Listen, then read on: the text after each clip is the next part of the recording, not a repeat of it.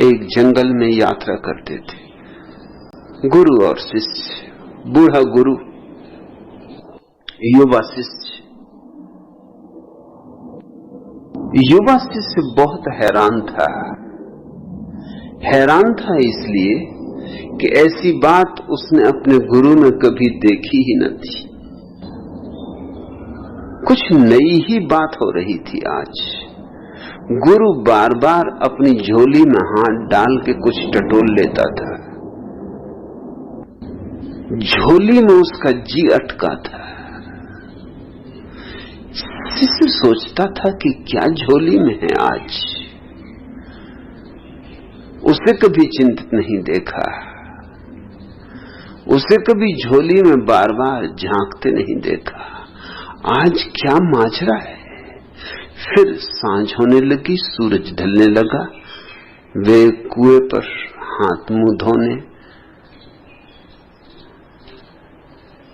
थोड़ा विश्राम करने, थोड़ा कलेवा कर लेने को रुके। गुरु पानी भरने लगा। झोला उसने अपने शिष्य को दिया और कहा, जरा संभाल के रखना। ऐसा भी उसने कभी कहा न था। झोला यूं ही रख देता था, न मालूम कितने घाटों पर और न मालूम कितने कुओं पर रुकना हुआ था। आज क्या बात है। उत्सुकता जगी। जब गुरु पानी भरने लगा तो शिष्य ने झांक कर झोले में देखा। सोने की एक ईंट झोले में थी। सब राज खुल गया। उसने ईंट को तो निकाल के झोले के बाहर कुएं के पास फेंक दिया एक गड्ढे में, और उसी वजन का एक पत्थर झोले में रख दिया।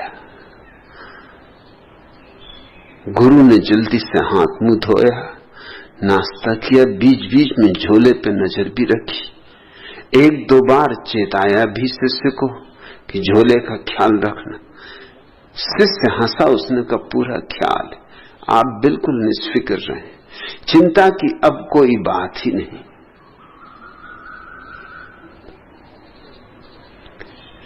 जैसे ही निपटे, चलने को आगे बढ़े, गुरु ने जल्दी से झोला वापस ले लिया। अक्सर तो यूं होता था कि झोला शिष्य को ही ढोना पड़ता था।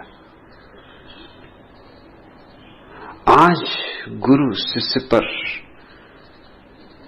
झोले का बोझ डालने को राजी न था। जल्दी से झोला अपने कंधे पे ले लिया। बाहर से ही टटोल कर देखा, वजन पूरा है, ईंट भीतर है। निश्चिंत हो चलने लगा। फिर बार बार कहने लगा, रात हुई जाती है, दूर किसी गांव का टिमटिमाता दिया भी दिखाई पड़ता नहीं।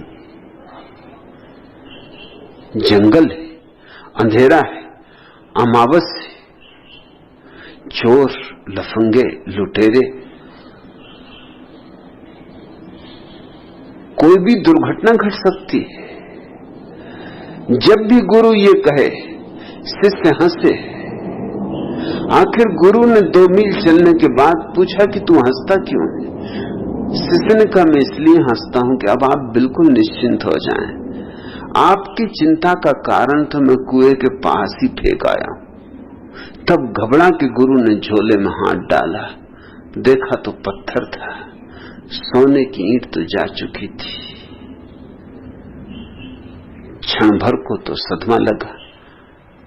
छाती की धक धक रुक गई होगी, श्वास ठहरी की ठहरी रह गई होगी, लेकिन फिर बोध भी हुआ।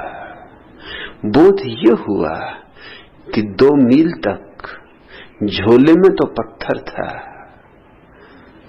लेकिन मैं यूं मानकर चलता रहा कि सोने की ईंट, तो मोह बना रहा। जिंदगी भर भी अगर मैं ये मान के चलता रहता कि सोने की ईंट, तो मोह बना रहता। मोह ईंट में नहीं था, मेरी भ्रांति में था। मोह ईंट में होता तो इन 2 मीलों तक मोह के होने का कोई कारण न था, चिंता की कोई वजह न थी।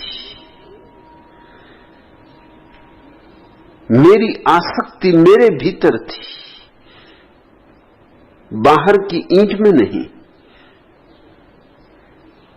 जिंदगी भर भी आसक्त रह सकता था अगर ये भ्रांति बनी रहती कि ईंट सोने की है, और तत्क्षण भ्रांति टूट गई जैसे ही जाना कि ईंट पत्थर की है।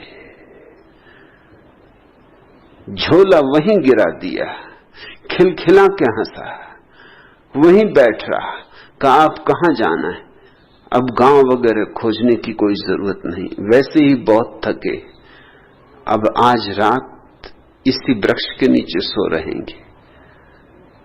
शिष्य ने कहा अंधेरा है, अमावस है, चोर हैं, लुच्चे हैं, लफंगे हैं, लुटेरे।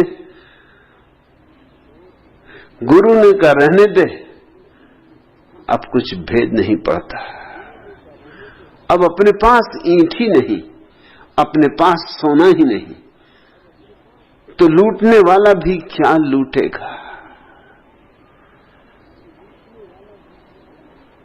इससे मैं छूटना कहता हूं, छोड़ा नहीं, छूटा। एक बोध जगा, एक समझ गहरी हुई, एक बात साफ हो गई कि सब उपद्रव भीतर है, बाहर नहीं। बाहर तो सिर्फ बहाने, निमित्त, खूंटियां जिन पर हम अपने भीतर के उपद्रव टांग देते, फिर धन हो, पद हो, प्रतिष्ठा हो,